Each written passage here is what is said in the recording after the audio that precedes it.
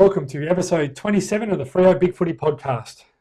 This week we're going to be doing a really brief overview of the game with Seppo, who was at the MCG last week, and then we'll have a look at the big upcoming clash against the Bombers. Fremantle will have a number of players out this week after copying a bit of an injury curse in the last 2 weeks, and will certainly test Fremantle's much vaunted depth. Joining us this week and back after having a week off and joining his junket is Seppo, mate. How are you, mate? Good to have you back. Yeah, great to be here and back ready for another ripping week of footy. Excellent. And joining us again after his appearance on the mini-pod on earlier in the week, we've also got Valkyrie back for another appearance. So nice of you to join us again, mate. Not a problem. Glad to be back. Okay, and obviously last week we saw Fremantle succumb to a 58-point loss, and we did talk about it a little bit on the mini-pod, but Seppo, you were obviously not able to join us then. But obviously you're at the game. Do you want to give us any thoughts about what you saw while being at the game live there? It was more just admiration of really how well Hawks played in that first half, and I was sort of having those short moments of frustration at the umpires and the early calls, but there was only one or two real moments in that first half, but it was just an execution almost of brilliant footy and great running, not only good foot skills, but the way that Hawthorn spread that really showed that if you're going to beat a Freo side, that's how you do it, and our guys weren't really up for it, and it did take until half-time. I think they made a couple of changes, and if you just want to review the game, take out that first half, it's nice even. I know the result was pretty much done, but if you look at it, at least the second half, it's all little too late.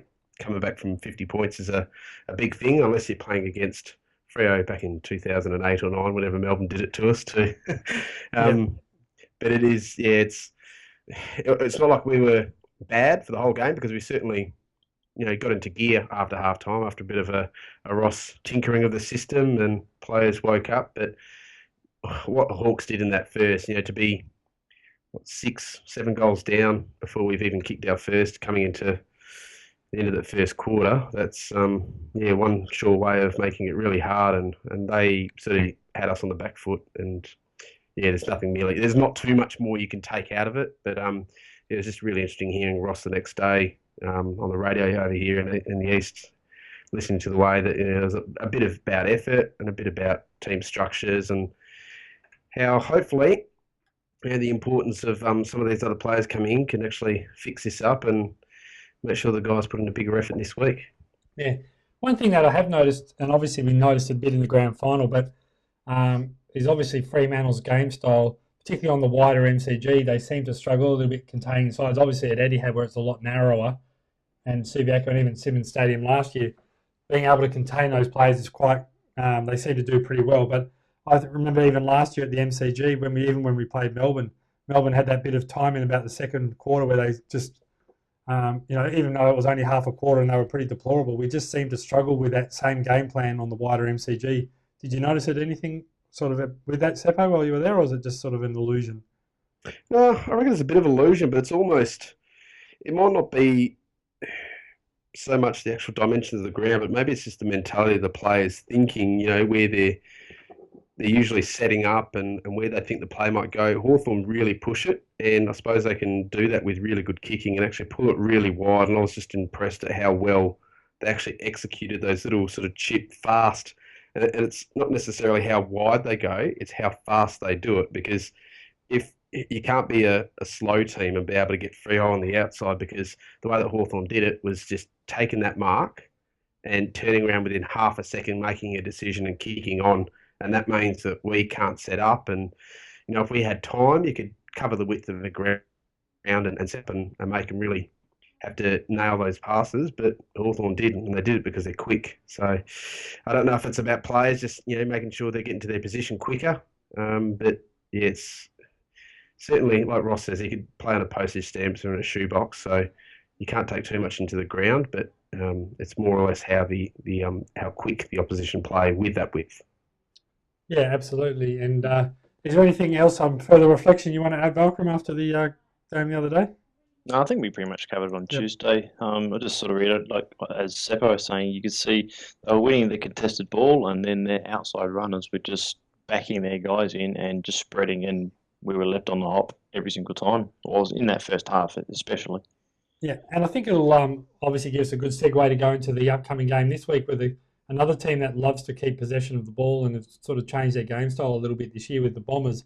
And obviously they've been racking up the possessions and doing that same sort of game style. So it'll be interesting to see how it works on Subiaco, particularly with our injuries as well. So this week Fremantle take on Essendon on Sunday afternoon, and it should be a warm game. So it'll be the first Sunday game for us for a little while. So on the for the season, and Fremantle have got 6 changes and a couple of inclusions with 3 guaranteed or definite outs. With Garrick Ibbotson out with a shoulder, even though he did sort of go on the track a little bit, he will be still out for a little while. Michael Walters, which we touched on the other day, who knows with him. Chris Mayne, hopefully only a 1 to 2 week injury.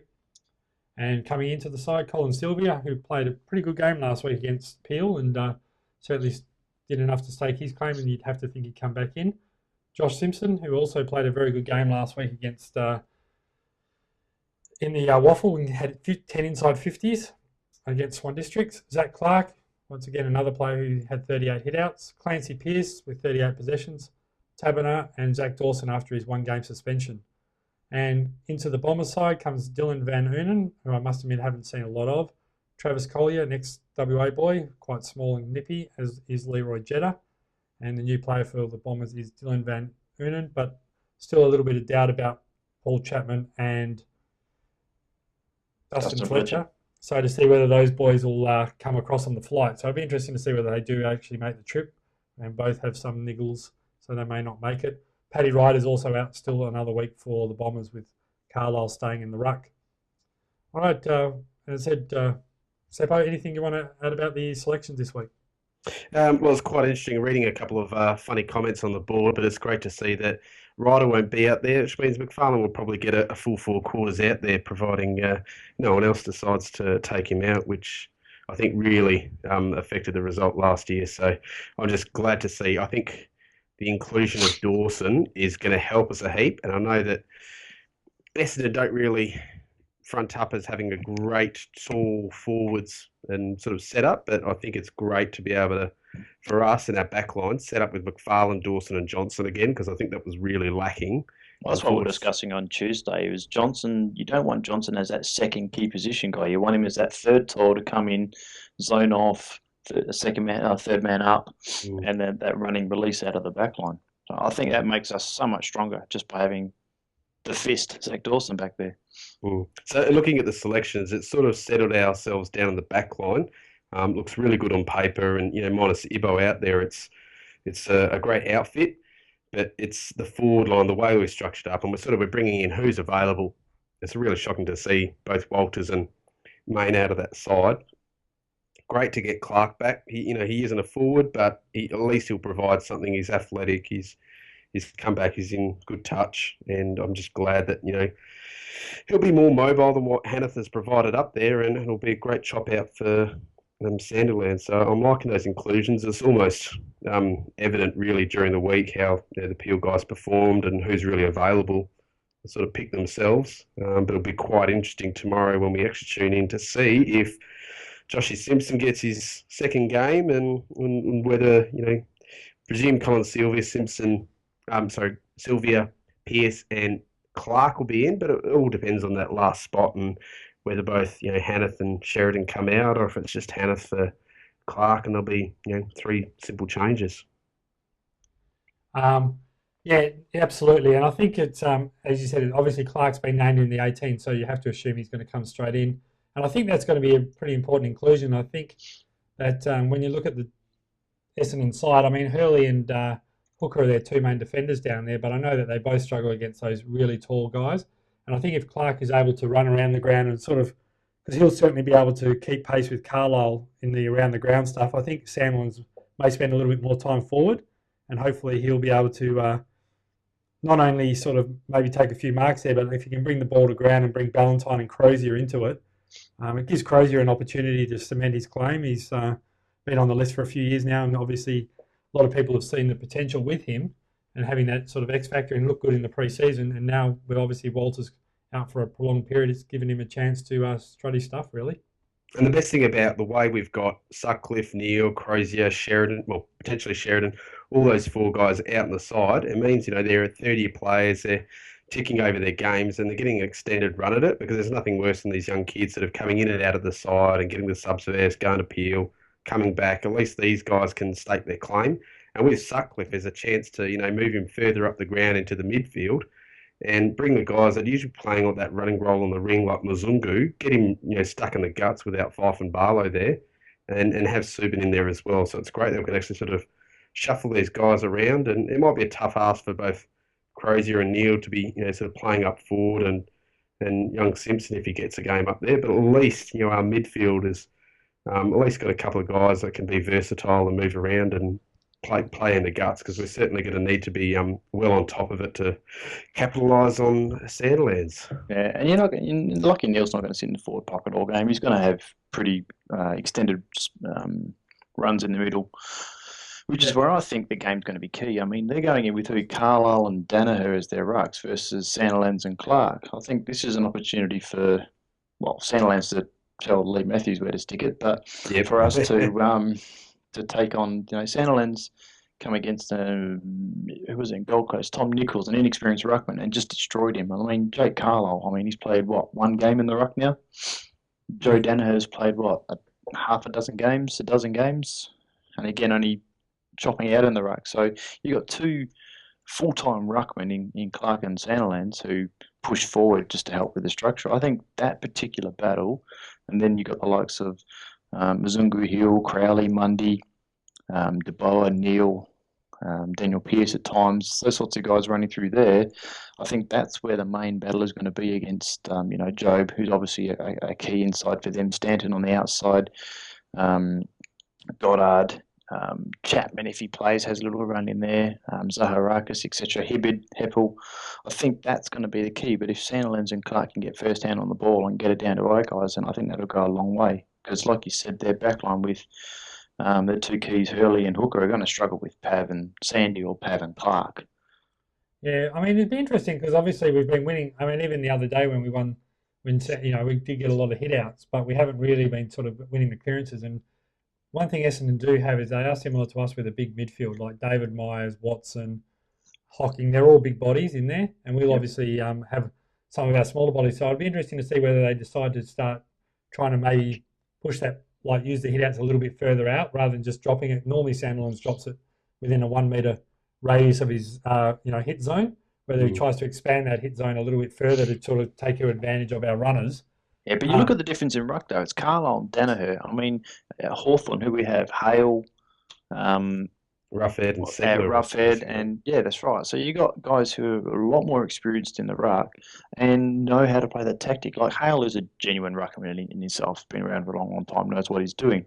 But the guys like Roughhead will play into Sandilands rather than trying to win the ball. A Carlisle and Danaher are going to be able to do that. Danaher's still, he's a big kid, but he's not a Sandilands size, and neither is Carlisle. Whereas Hale and Roughhead are big enough to go against Sandilands. So I just think that size factor is going to be key. And if those guys can't work out how to play into Sandilands, which is what every tactic who they try to negate Sandilands is jump into him all day long rather than try to compete with him. If they try to compete with him, I think they're going to lose. And then Zach Clark, very, very mobile and got the leaps to get up nice and high as well. So it really depends how Carlisle and Danaher try to play up against Sandilands and Clark. If they try to just beat them and then try to run them around the ground and try to use their mobility versus Sandilands, I think that's going to go a long way in our favour. But if they go down the path of jump into Sandilands and then the ball gets down the ground for their big bodies in Watson,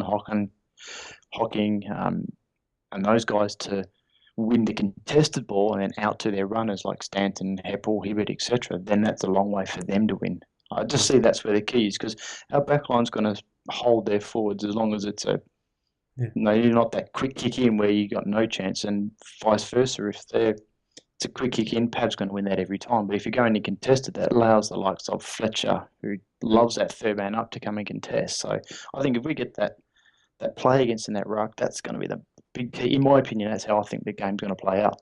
I know everyone's been talking about how overstated the ruck can be, but I think the big key, and if Essendon was smart, they'd actually be looking at Mundy and Hill are now real two clean balls in the midfield and in that ruck. And the way that we performed really well against Hawthorn is where Sandy was doing that short drop and Mundy and Hill did break free through it. So we really struggled when we've got guys like Crowley, De Boer and Subin and the other guys that are a bit fumbly and didn't have the best sort of clean first use of the ball coming down. And the way that Hawthorn defended against the midfielders, knowing that, all right, Sandy's going to win this, it's going to go to Mundy, put pressure on him straight away. When Fife and Barlow and Mundy are all sort of competing together, it's a lot cleaner and we've got better avenues. So, and you got 3 options, not one. Yeah, so if Essendon is smart, they'll be looking at shutting down Mundy and not worrying about jumping into Sandlands too much. But I hope now that we're going to really mix it up and have a lot of decoys and have some set plays and go for that punch forward and get it on the outside, because I know that Essendon would be, looking at the vision of what Hawthorn did to us, trying to put some focus in. But I think we've got a way of beating them and really mixing it up and even just doing something completely random, throwing Clark in there like Ruffett does and have almost a tall rover in there just to provide a bit more and get a bigger body in there rather than throwing the smaller guys like, De Boer and Neil in the guts.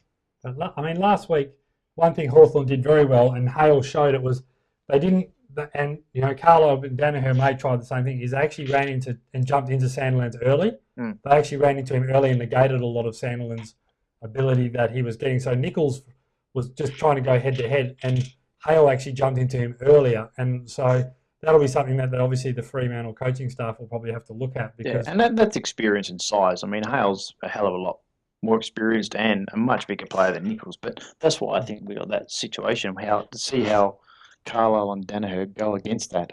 Yeah, absolutely. And I mean, the other concern will probably be, to a little bit of a degree, and one of the points you were making, I think, was talking about like having to have one out. But the problem will be we don't really have, if we look at the forward lines we've got down there, I mean, Clark will be really, Clark or whoever it is, because we don't have a lot of other leading forwards down there. The reality is that Valentine, Crozier, they've got Lockie Neal down there, whether it's Simpson or one of those guys. We don't have another really key leading forward. So last week, obviously, Hawthorn peeled off a lot and was sort of crowding Pav, even though he did well to kick 4. And obviously they were peeling off a little bit more as well because they had Chaney on him for a bit. So it'll be really critical for Fremantle's players to maintain space. And if they are going to sag off and take Pavlich's space, and they need one of those players to stand up and take a couple of marks, because if they don't, it's going to be really hard for Pav to get that space and kick some goals. Yeah, I just see the structure being slightly different with Zach Clark versus Hanneth. I mean, see, Sandlands goes forward, he's going to the goal square. End of the story. He's not going up onto the half-forward line. He's not looking to lead up the ground and up onto the wing type deal. He's going to the goal square to exploit a height difference, end of story, and to get a rest.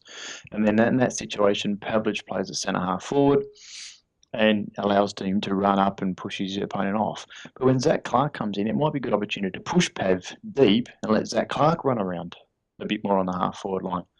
It's just going to switch up a hooker and Hurley, and whether it tires them out or makes one of them have to run, or one of them have to try and stand one-on-one with Sandlands, or one of them try to run with Clark. I just think that's going to be interesting, because we've got Crozier, you've still got Valentine, and they're resting midfields to rove or front and centre the contested mark. So the way I see it, if we're going to score goals, it's going to be from our midfielders. And if you actually look at the guys that have kicked goals so far, it's De Boer, it's Mzungu, it's Barlow, it's Crowley, those guys. So if we can get Pav deeper to the square and kick longer goals from outside the 50 mark, or sneak those guys in, Crozier and Neil, just outside the 50, those little short chipping kicks rather than bombing it to the square, it might be the way that we can actually kick a winning score. But I think it'll be a little bit harder to do it with even Walters and Main didn't contribute too much to the last week's game, but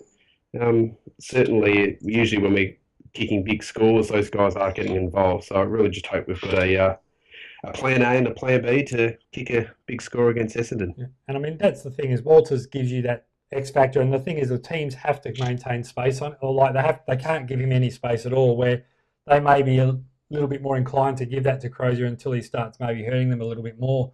And as you said, it'll be interesting to see how Fremantle decide to structure up down forward and the way they utilise those players, because we obviously need to try and get that ball to the ground level, so that those sort of players can come in, because both Crozier and even Valentine are not great leading markers or leading forward. So they generally rely on the ball hitting the ground, and that's where I think Sandilands may have a little bit more impact, and probably with Clark going in there as well, I think it will certainly help. But it'll be interesting to see which way they go in that regard.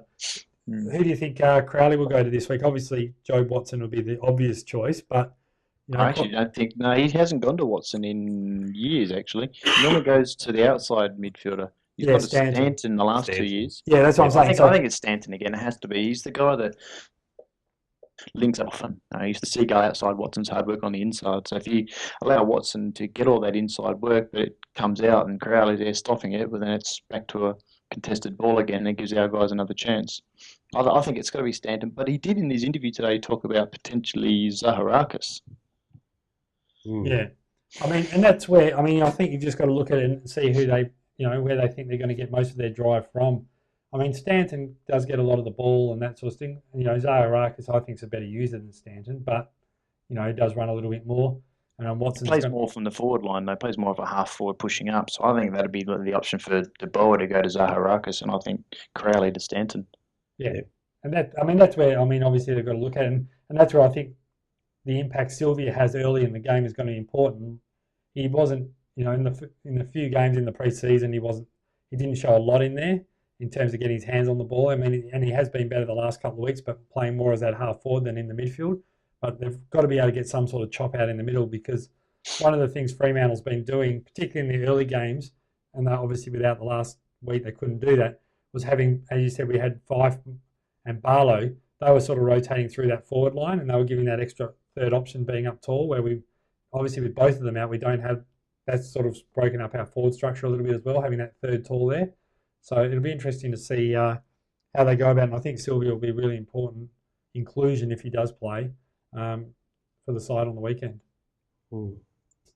Obviously, another critical thing we're sort of talking a little bit about was who do you think will get the sub this week? Obviously, Josh Simpson probably played his best quarter. We've seen him play at waffle level, and certainly in the times that I've seen him in terms of consistency and impact on the game. And he is named in the 25, so he could be an obvious choice. Sheridan has had the best the last couple of weeks, but I don't think that would want him continually playing in that subs role. He's not certainly going to do his all his preseason training any good if he just keeps playing in that role. So, and then I know Subban's been used a little bit in the past and probably hasn't shown the form he did last year. So, who do you guys think will be getting the subs role? I'd love to see Simpson get it. If he can transform what he did in that second quarter for Peel into, say, a quarter and a half or so coming on with that green vest, and if he gets named it in the side, that will be brilliant. But there is a chance just to see how we balance up. There might be a late change based on the conditions, and if it's going to be a hot game, I'd certainly want our good endurance runners out there. Every chance that Sylvia might be introduced into the game through the sub or taken off. But certainly if it is one of the two, or even Crozier or O'Neill have had the vest in the past as well, and they might look at the endurance and the ability to run out a game and pick it out of the fitness. Yeah. As much as it'd be nice to get Simpson in the game, I think he'll be an emergency. So I think it's going to be Hanneth, Taverner and Simpson to come out. And then Sheridan or Subban, I think, will possibly get the vest. Sheridan's had I think he's had it every game. Am I right? No, he played a full game, I think, in round. He played one. I think Neil was the Neil sub. was the sub, that's right, it was too. So yeah, I think Sheridan possibly get the sub vest or Subban, depending on what sort of plan they go for. I'm just not sure that Simpson's going to be able to run the full game out in a 32-degree day, whereas they know Sheridan's would be able to, especially if they're, what you're saying, Seppo, is that Sylvia potentially may go off with get subbed or potentially start as a sub. So you don't want two guys that you potentially want to sub. That's just going to hurt you, especially with the limited rotation. It's going to hurt your run later in the game, which is where Essendon got us last year. So I just think in this situation, I think Simpson, Taverner and Hanneth come out, and probably Sheridan starts as a sub, and then Sylvia comes off, unless there's, please don't happen, another injury. Yeah, can't afford at this point in time. Exactly. Well, the great thing to know that this is a home game, and since Ross Lyon's come in, we've actually won 21 out of our 26 games there, and Essendon have been the one that's beaten us there in the past. But I take That blame wasn't for that tight one, mate. circumstances. Yeah. Yeah, because I played the pre-game, I played the opening game to that, and we lost. My team lost, so I'll take blame for that one. Yeah. Oh, beauty. It'll be interesting to see as well. The other thing that is quite interesting is that, as you said, like in the last year when Fremantle played Essendon had all that big build-up before the game with all the whole, Bit of emotion Asada riding on thing. it. Yeah, Yeah. a lot of, with James Hird, was he going to stand up and all that sort of stuff. And I mean, Fremantle in the first half were way on top, and then obviously, our old friend Margetts gave away a couple of 50s. And Brought Ryder him took back. out McFarlane. Yeah, brought him back in the game. We had McFarlane out, didn't help either. And this week the sort of foot's on, balls on the other foot. I mean, Essendon are going in $1.80 favourites. Fremantle have got their back up against the wall. People are saying that Fremantle finish for the season. Some of the sort of the doomsayers. So it'll be interesting to see. And I mean, rarely do you see Ross Lyon's side. And I think Dermot Brereton said it on League Teams tonight. Rarely do you see Ross Lyon's sides have two stinkers in a row. And I mean, let's be honest, that game last week was probably the worst game we've seen under the Ross Lyon era. I mean, probably it was even worse than the Geelong game last year. So it'll be interesting to see how Fremantle come out. And obviously, those guys who are pushing for spots, they've got a chance now. As you said, Seppo, they're probably going to get a couple of weeks to show their wares. So it'll be interesting to see who puts their hand up and wants to play in that 22. Yeah. Now I've heard there might be a bit of advantage toward the Essendon side there. There's a couple of guys that are going to be bouncing the ball with a whistle on the mouth that are two of our favourites. Who have we got there? Be one Matty Nichols and one Margetts, Dean. Oh, lovely. Yeah. I'll try. We got a 1 in 3 chance. Yeah. So, well, hopefully, as you said, I mean, like, yeah, for whatever reason, and especially when they both, and you probably just need a Dean Farmer for the farm For the trifecta. But I mean, as you said, I mean, hopefully at the end of the day, I mean, as you said, I mean, I think with the new umpiring structure as well, it looks a little bit better, and they're getting away those ticky touchwood kicks, and trying to be the drama queens with it. So hopefully they'll just let the game play out, and we'll see if the best side can win. I mean, the other key player I think Fremantle will need to consider is obviously Dyson Heppel, who's had a pretty good start to the season, certainly getting a lot of the ball. As I said, it's sometimes hard to look at Essendon's game and certainly their stats because they're just so inflated with the game style they're playing. So it's hard to see the impact they're having with those stats unless you watch the game closely. So yeah, but they've got Heppel and Hibberd named off the halfback flank, so you're kind of hoping that maybe they might underestimate, they have Crozier there and De Boer there, and they might try to run off, which hopefully, we go through, then hopefully it comes to our advantage. Yeah. And obviously, Brendan Goddard's probably started and been a reasonably good goal kicker for them this year. And I think it's a little bit interesting, like Fremantle earlier, most of our goals this year, apart from Chapman for them, have come from players who are not their traditional forwards, where obviously, and the same thing for us, apart from Pavlich, we've had really, most of our goals come from defenders or even midfielders. We haven't had a lot of, I mean, Valentine had a good first week, but other than that, Main hasn't really kicked, I don't think, always kicked one for the season. No, Daniel Pearce has got 4. Yeah.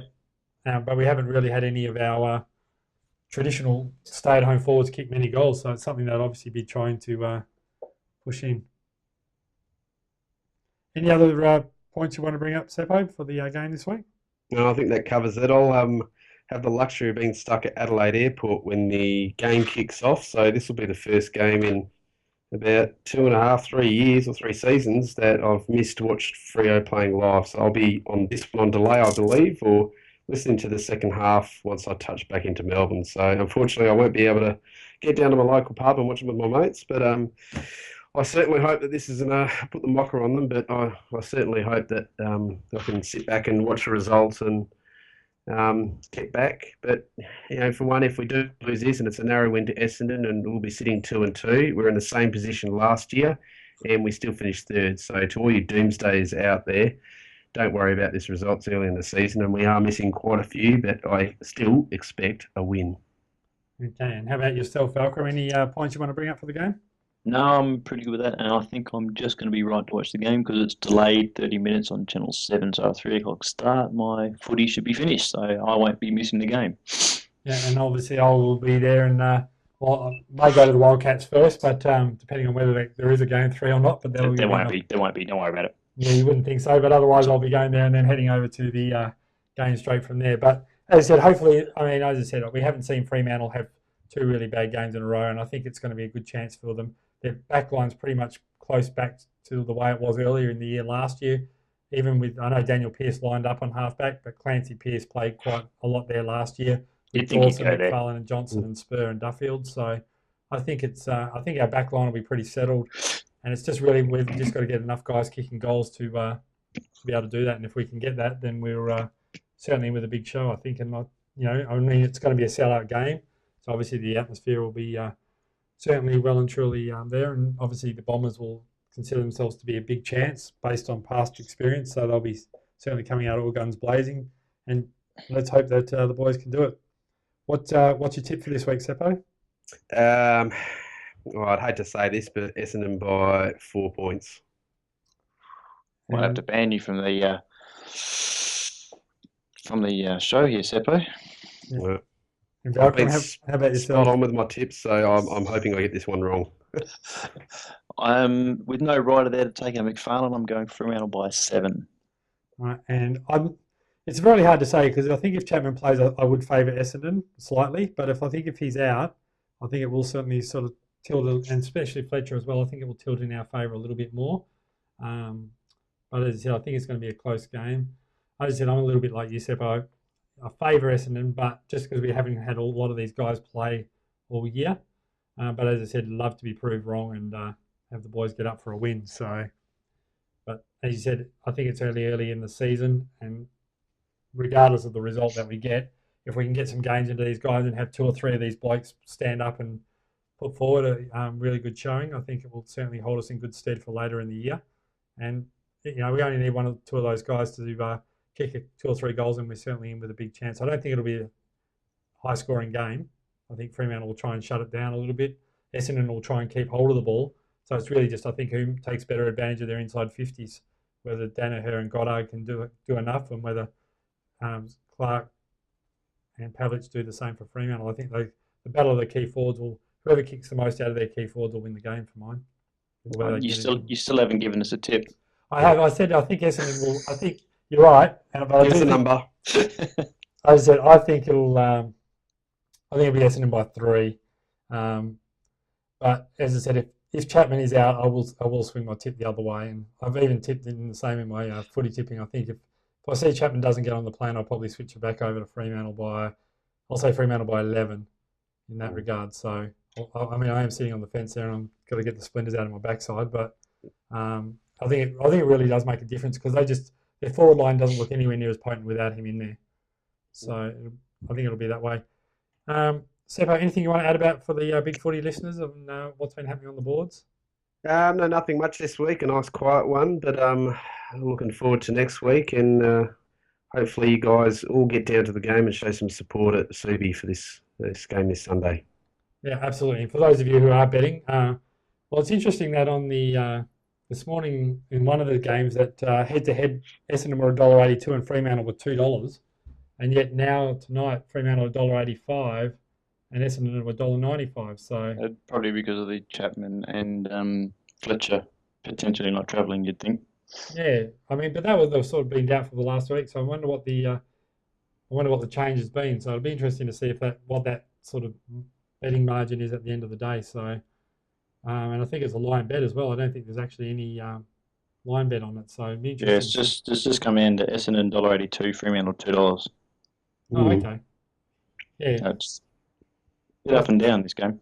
Yeah, and I mean on the tab site, which is obviously the one in Victoria, I think they think Fremantle's the favourite. So as you said, it's a very tough game, and there is a pretty tough tipping round all around. Actually, there's not a lot of easy games to tip out there. So, but.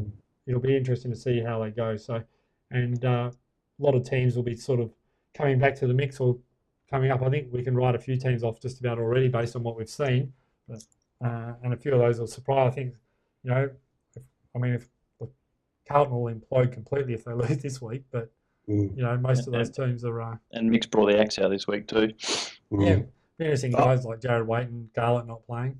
I also can't wait for the reality check the Eagles are about to get from after their perfect start. They're going to get a nice whack by Geelong, I think, down at Skilled Stadium. So it'll be great to see them just come off the top of the ladder and just restore normality. Yeah. And I mean, no, it won't, because all you hear is the Whitney because Lacrow's out, Glass is out, Maston's out, Shuey's out. Yeah. And the reality is, that's probably, if you look at it, that's probably their three best players, arguably, or three of their better players, if you're looking at just in terms of players that are out there. And it showed us last week as well. We certainly didn't look anywhere near as potent without two of our better players out there for sure. And I think that's the main thing. If any team like the Eagles did early in the season, if you have all your best 22 players out there, you're going to be very competitive. If you don't, you're going to start being shown up, especially by teams who do have a good side in there. And granted, last week, Hawthorn did have a lot of players out, but they were just on song and mentally a lot better than we were. We just looked like, after 5 minutes, we just never looked like in the game at all. So we'll see what happens. Anything else, Seppo, you would like to add before we finish? All covered off, and good luck with your tips this week, guys. Yeah, absolutely. All right. And as I said, for those Freo supporters, including myself there, we'll certainly be in loud and cheering. And hopefully, as I said, I'll be more than happy for both Seppo and my tip at the minute to be wrong. And hopefully see Fremantle will come back out and firing. So that's it for now, and we'll see you next week. Bye for now.